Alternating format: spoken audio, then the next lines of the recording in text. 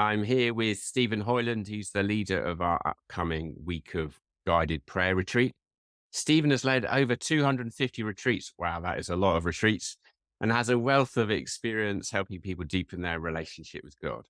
And today he shared more about what you can expect if you come along to this unique retreat opportunity. It's the first time we've done it at St. Mary's, though many of our people have done it many times. So, Stephen, what makes this guided prayer retreat different from other retreat experiences?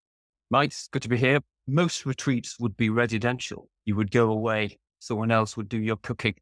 You wouldn't have to dust.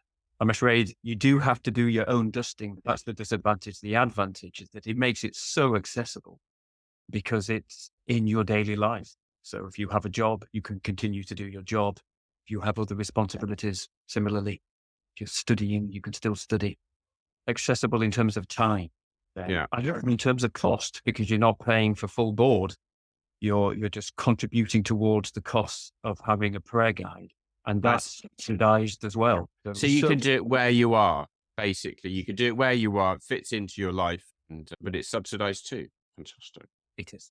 So what do you find are the tangible benefits people get when they do the retreat?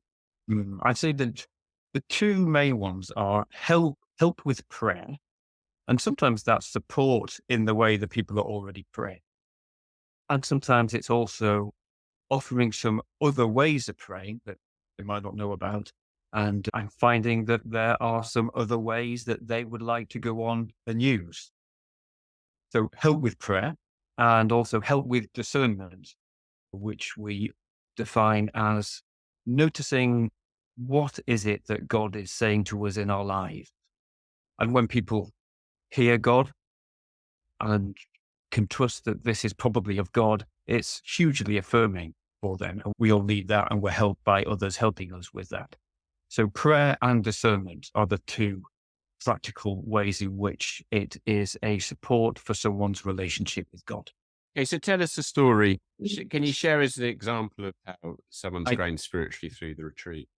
Karen, yes, I was thinking through earlier a couple of examples in the last retreat in daily life or week of guided prayer that I led, which was in a university setting, changing the names. So Eleanor, who had decided a few years ago that she wanted to be a teacher, and through the input and experience of discernment that week, had a wonderful experience of affirmation in seeing that God was indeed inviting her into that vocation.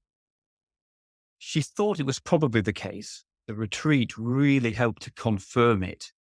And it was very joyful for her to be in touch with a God who knew her, knew what she desired to do, knew what her gifts were, and was sticking the divine thumbs up around what she felt called to do. She felt very close to God in that experience. So that was a discernment joy. And then the same retreat, somebody I'm calling, who was a young man of prayer, but he never prayed with his imagination with the Gospels. And learning that way of praying and practicing it, he discovered Jesus, who, for the first time in his experience, was friendly and warm and had a sense of humor.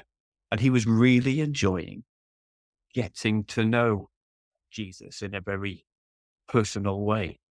So two good examples, one around discernment and affirmation, and one around growth in prayer. Yeah, nice. And so for people to be clear, it's about meeting the risen Christ. So it's a Christian modality. It's a Christian way of praying. So I think that's key to all that we do, that it's about helping people meet the risen Lord Jesus through his spirit. I'm coming along to the retreat, and I'd encourage you to sign up for the October the 1st retreat. Spots are going to be limited. I'm not sure how many we've got, but I know there's a limited amount of spots. So you'd need to reserve yours in advance. Thanks, Stephen, for taking the time for this video. There's a couple of more if you're interested, and I look forward to a great week with you. Bless you. Thanks.